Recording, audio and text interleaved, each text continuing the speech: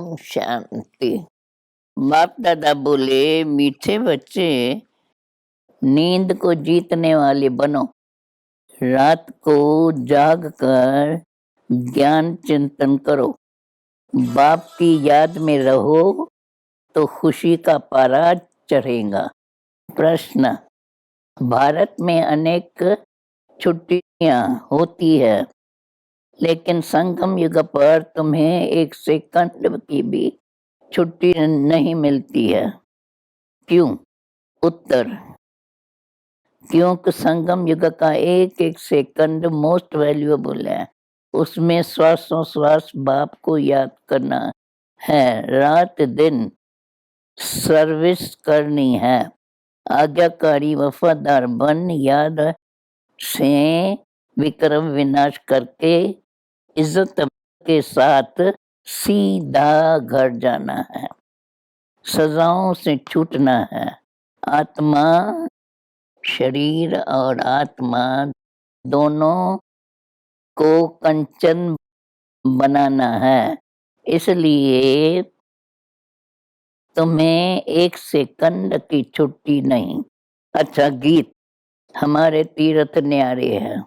ओम शांति। बच्चे जानते हैं कि तीर्थ यात्रा दो प्रकार की होती है, एक रूहानी, दूसरी जिस्मानी। घाट भी दो प्रकार का हो गए, एक तो नदियों के घाट है, दूसरा फिर तुम बच्चों के नए नए सेंटर्स अर्थात घाट बनते जा रहे हैं। पूछेंगे कि कानपुर में ज्ञान अमृत पीने और ज्ञान स्नान करने की कितनी घाट है? तो कहेंगे 4-5 घाट है। एड्रेस भी सब घाटों की डाली जाती है। ये फलाना घाट है। बच्चे जानते हैं कि मुक्ति, जीवन मुक्ति किसको कहा जाता है? बरोबर भारत जीवन मुक्त था, उनको ही स्वर्ग कहा जाता है। फिर जीवन बंध में आते हैं तो उनको नरक कहा जाता है। तुम बच्चे जानते हो, हम तीर्थों पर जाते हैं, ज्ञान स्नान करने से ही सद्गति हो जाती है। सद्गति का साक्षात्कार भी तो बच्चों को हुआ है। सद्गति कहा जाता है स्वर्ग को और दुर्गति कहा जाता है नरक को। सद्गति स्वर्ग जरूर सतयुग है और दुर्गति नरक कलयुग है। तुम बच्चे सबको निमंत्रण देते हो कि इस कलयुगी नरक से सतयुगी स्वर्ग चलेंगे। स्वर्ग के साथ सतयुग अक्षर जरूर डालना है, तो स्वर्ग और नरक अलग अलग हो जाएगा। नहीं तो मनुष्य कह देते स्वर्ग नरक यहाँ ही है। स्वर्ग और नरक को भारतवासी ही जानते हैं। वहाँ जाएंगे देवी देवता धर्म वाले, और किसको पता नहीं है। हर एक का अपना अपना धर्म और अपना शास्त्र है, तो हर एक को अपना धर्म शास्त्र ही पढ़ना है। अपना धर्म शास्त्र ही कल्याणकारी होगा। तुम बच्चे जानते हो कि हम बरोबर ऊंच कुल के हैं। जब तक तुम मनुष्यों को ड्रामा का राज नहीं समझाएंगे, तब तक वह घोर अंधेरे में है। इसलिए इन चित्रों पर भी समझाना चाहिए। तुम बच्चे सभी युगों को जानते हो, सिवाय चित्रों के मनुष्य समझ न सके। बुद्धि में बैठेगा ही नहीं। तुम स्कूल में बिगर नक्शे किसको बताओ कि फ्रांस इंग्लैंड यहाँ है, तो बिल्कुल समझेगा नहीं। यह बात भी बिगड़ चित्रों के कुछ समझ नहीं सकेंगे। चित्रों के आगे लाकर समझाना चाहिए कि यह ड्रामा है। अब बताओ किस धर्म के हो? तुम्हारा धर्म कब आता है? सत्युग में कौन सा धर्म है? चित्र में तो बिल्कुल क्लियर लिखा हुआ है। सत्युग त्रेता में सूर्यवंशी चंद्रवंशी जब थे तो और धर्म था नहीं। अब तो वो देवता धर्म है नहीं, इसलिए जरूर वो स्थापन होना चाहिए। अब दुनिया पुरानी है तो जरूर फिर नई स्थापन होनी चाहिए। नई दुनिया में लक्ष्मी नारायण का राज्य था। लक्ष्मी नारायण का चित्र ही मुख्य है। लक्ष्मी नारायण का नाम बाला है। उनकी बड़े बड़े मंदिर भी बनाते हैं। शिव के भी अनेक नाम रख अनेक मंदिर बना दिए हैं। उनका भी नाम बाला है। सोम रस पिलाते हैं, इसलिए सोमनाथ नाम रख दिया है। मनुष्यों ने बहुत नाम रख दिए हैं तो समझाना पड़ता है। रुद्र शिव सोमनाथ यह सब नाम क्यों रखे गए हैं? बद्रीनाथ का अर्थ क्या है? बहुत नाम बिना समझ के रख दिए हैं, इसलिए मनुष्य मूंझे हुए हैं। इसका यथार्थ नाम है ही रुद्र गीता ज्ञान यज्ञ। बाप कहते हैं इस मेरे यज्ञ से यह विनाश ज्वाला प्रज्वलित हुई है। यह है भगवानोवाच। तो पहले जब कोई आए तो उन्हें गीता पर भी जरूर समझाओ। उसमें लिखा हुआ है भगवानोवाच माम एकम याद करो तो विक्रम विनाश होंगे और तुम मेरे पास चले आएंगे। वह है बेहद का बाप, स्वर्ग का रचता, जीवन मुक्ति का रचता। नाम ही है हेवनली गॉडफादर, जो हेवन की स्थापना करते हैं, हेवन में रहते नहीं है। हेवन स्थापन करने वाला वो भगवान, स्थापना विनाश पालना का कार्य करते हैं ना। अब बाप कहते हैं मुझ परलौकिक बाप को याद करो और अपने को अशरीरी आत्मा समझो, नहीं तो मेरे पास कैसे आएंगे? बाप कहते हैं यह तुम्हारा अंतिम जन्म है, इसलिए मेरे साथ योग लगाने से तुम्हारे विक्रम विनाश होंगे। इसको योग अग्नि कहा जाता है। मनुष्य तो तंदुरुस्ती के लिए अनेक प्रकार के योग सिखलाते हैं। अब परलौकिक बाप कहते हैं मेरे लिए योग लगाओ और इस ज्ञान की धारणा करो तो तुम्हारे विक्रम विनाश होंगे और फिर मैं तुमको सत्युग वैकुंठ की बादशाही दूंगा। तो मानना चाहिए ना। बाप कहते हैं हे नींद को जीतने वाले बच्चे, नींद को जीत कर बाप को याद करो, क्योंकि तुमको मेरे पास मेरी निराकारी दुनिया में आना ही है। अगर कृष्ण होता तो वो कहता मेरे वैकुंठ में आना है। जो जहाँ का वासी होगा वहाँ के ही मंजिल दिखाएगा। निराकार बाप कहते हैं तुम मुझे याद करो तो मेरे निराकारी दुनिया में आएंगे और मेरे पास आने का एक ही रास्ता है। अभी तुम बच्चे हो। मुख वंशावली, कुख वंशावली और मुख वंशावली अक्षर बिल्कुल सहज है।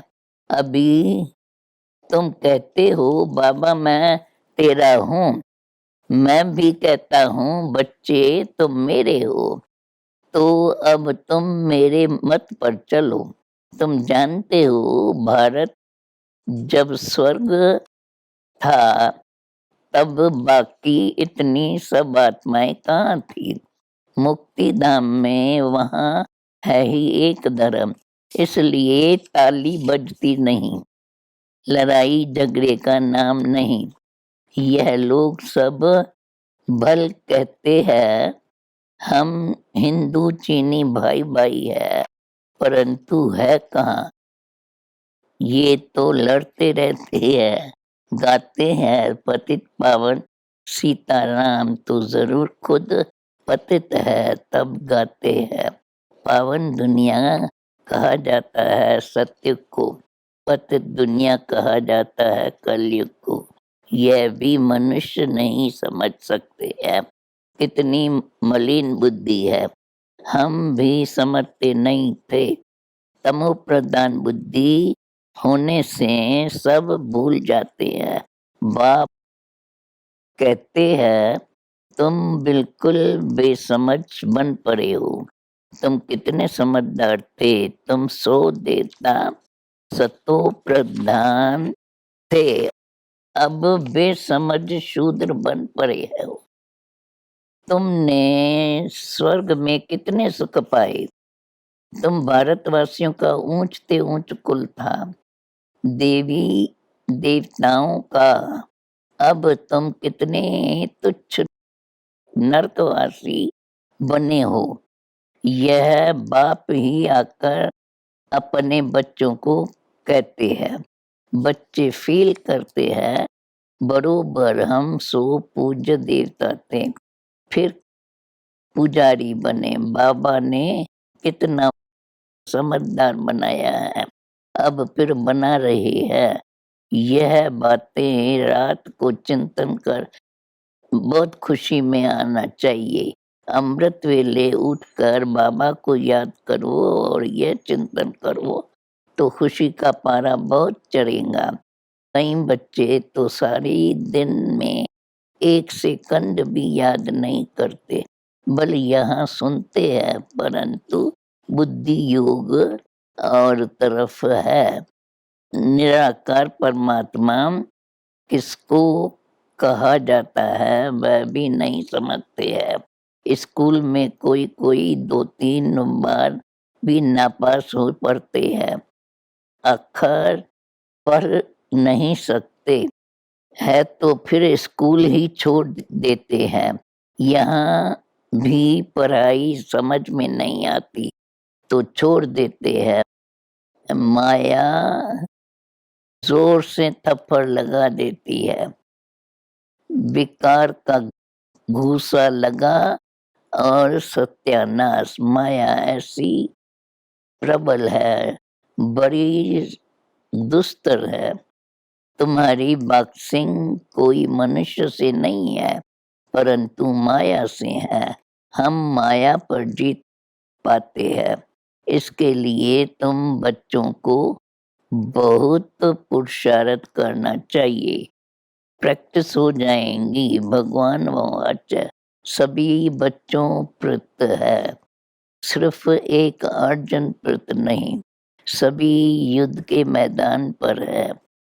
बाप सभी बच्चों को कहते हैं बच्चे रात को जागकर मोस्ट ब्लेवेड बाप को याद करो तो विक्रम विनाश होंगे और ज्ञान की धारणा भी होंगी, नहीं तो जरा भी धारणा नहीं होंगी। अगर मेरे आज्ञा का उल्लंघन करेंगे, मेरे को याद नहीं करेंगे तो बहुत सजाएं खानी पड़ेंगी। ईश्वरी डायरेक्शन मिलते है ना। मैं तुम्हारा बहुत मीठा मीठा बाप हूँ, मेरे को याद करने से तुम मेरे पास आ जाएंगे। सजा खाकर फिर आना, यह तो ठीक नहीं है। सीधा आने से इज्जत मिलेगी, इसलिए मेरी आज्ञा का उल्लंघन मत करो। आज्ञा न मानने वाले को निंदक कहा जाता है। शरीर और आत्मा दोनों को ही कंचन कर देते हैं। कंचन काया सिर्फ तंदुरुस्ती को नहीं कहा जाता है, आत्मा भी प्योर और शरीर भी प्योर, उनको कंचन कहा जाता है। देवताओं की कंचन काया थी, अभी तो सबकी किचड़े की काया है। 5 तत्व तमो प्रधान है, तो उससे शरीर देखो कैसा बनता है, शिकलें देखो कैसी है। ऐसा शरीर तो तुमको स्वर्ग में ही मिल सकता है। अभी तुम फिर 100 देवता बनते हो, तो मुख्य बात है रात को जागकर याद करेंगे तो प्रैक्टिस पड़ेंगी। नींद को फिटाना चाहिए, प्रैक्टिस करने से सब कुछ होता है। धंधा दोरी रोटी बेलना पकाना आदि सब प्रैक्टिस से सीखना होता है। बाप को याद करना भी सीखना है, जिसको सारा कल्प भूले हो। अब उस बाप को याद करना है तो बाबा खुश होगा, नहीं तो कहेंगे ये वफादार फरमानबरदार बच्चा नहीं है, फिर बहुत सजा खाएंगे। उनके तकदीर में मार है। यहाँ कोई थोड़ा भी किसको गुस्सा करे तो बिगड़ते हैं। वहाँ धर्मराज सजा देंगे, फिर थोड़े ही कुछ कर सकेंगे। जैसे जेल में गवर्नमेंट बहुत मुफ्त का काम कराती है, कोई बिगड़ मेहनत जेल भोगते हैं, कोई को मेहनत करनी पड़ती है। तो धर्मराजपुरी में भी जब धर्मराज सजा देंगे तो कुछ कर नहीं सकेंगे, अंदर समझेंगे कि हमारा ही दोष है, तब तो सजा मिली। यह भी फील करेंगे कि हमने बाप का फरमान नहीं माना है, इसलिए सजा मिलती है। इसलिए बाबा कहते हैं जितना हो सके मुझे याद करो। अच्छा, देखो भारत में जितनी सबको छुट्टियां मिलती हैं उतनी और कहाँ नहीं मिलती, परंतु यहाँ हमको 1 सेकंड भी छुट्टी नहीं मिलती, क्योंकि बाबा कहते हैं श्वास याद में रहो। एक एक श्वास मोस्ट वैल्यूएबल है। बच्चों को रात दिन बाबा की सर्विस में रहना चाहिए। तुम ऑलमाइटी बाबा के ऊपर आशिक हो या उनके रथ पर या दोनों पर, जरूर दोनों पर आशिक होना पड़े। बुद्धि में यह रहेगा कि वह इस रथ में है, उनके कारण तुम इस पर आशिक हुए हो। शिव के मंदिर में भी बैल रखा हुआ है, वह भी पूजा जाता है। कितनी गुह्य बातें हैं जो रोज नहीं सुनते हैं, कोई न कोई बातें मिस कर देते हैं। रोज सुनने वाले कभी फेल नहीं होंगे, मैनर्स भी अच्छी रहेंगी। बाबा को याद करने में बहुत बड़ी प्रॉफिट है, फिर उनसे भी बड़ी प्रॉफिट बाबा के नॉलेज को याद करना। योग भी प्रॉफिट, ज्ञान भी प्रॉफिट। बाबा को याद करने से तो विक्रम विनाश होते हैं और पद भी ऊंच मिलता है। जहाँ बाबा रहते हैं वो है मुक्ति धाम, ब्रह्मलोक। लेकिन सबसे अच्छा है यह ब्राह्मणों का लोक। ब्राह्मण जनेऊ जरूर पहनते हैं, चोटी भी रखते हैं, क्योंकि बाबा हम ब्राह्मणों को चोटी से पकड़ ले जाते हैं। अच्छा, मीठे मीठे सिकिलदे बच्चों पर माता पिता बाप दादा का याद प्यार और गुड मॉर्निंग। रूहानी बाप बाकी रूहानी बच्चों को नमस्ते।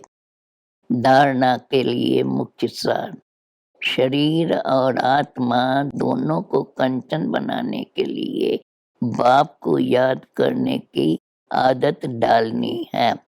कभी भी आज्ञा का उल्लंघन नहीं करना है। पढ़ाई के समय चेक करना है कि बुद्धि इधर उधर जाती तो नहीं है। कभी भी पढ़ाई मिस नहीं करनी है। माया की बॉक्सिंग में हार नहीं करनी है। वरदान, सर्व आत्माओं को शुभ भावना शुभ कामना की अंजलि देने वाले सच्चे सेवादारी भव। सिर्फ वाणी की सेवा ही सेवा नहीं है, शुभ भावना शुभ कामना रखना भी सेवा है। ब्राह्मणों का ऑक्यूपेशन ही है ईश्वरी सेवा। कहाँ भी रहते सेवा करते रहो, कोई कैसा भी हो, चाहे पक्का रावण ही क्यों न हो। कोई आपको गाली भी दे देवे, आप उन्हें अपने खजाने से शुभ भावना शुभ कामना की अंजलि जरूर दो, तब कहेंगे सच्चे सेवादारी। स्लोगन, पवित्रता ही ब्रह्म जीवन का मुख्य फाउंडेशन है। धरत पर ये धर्म न छोड़िए। ओम शांति।